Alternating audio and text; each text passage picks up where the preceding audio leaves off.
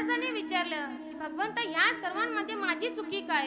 तेव्हा भगवंताने सांगितलं की तुम्ही ज्या हाताच्या दिशेने त्या गायीचा पत्ता सांगितला होता, म्हणून त्याचं भोग तुम्हाला ह्या जन्मामध्ये तुमचे दोन्ही हात तोडण्यात आले. म्हणजे काय की आपण ज्या प्रकारची वासना ठेवू किंवा ज्या प्रकारचे कर्म करू, त्या प्रकारचे संचित कर्म भोग आपल्या नशिबाला येत असतात.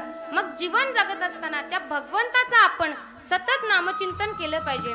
पण आपण काय करतो की त्या संसारामध्ये एवढं लीन होतो की त्या संसाराचं आपल्याला काय होतं, वेड लागतं. एवढं वेड लागतं की रस्त्यावरून चालत असताना एखादा व्यक्ती आपल्याला दिसला आणि तो आपल्याला चिडवत असतो, तो पहा वेडा चाललेला आहे, तो पहा वेडा चाललेला आहे. ते वेडा शब्द ऐकून आपण जास्त वेड होत जातो. जर का आपण तिथे म्हणालो की तो बघा ह्या जगातील सर्वात हुशार मनुष्य आहे, तर तो हुशार झाल्याशिवाय राहणार नाही.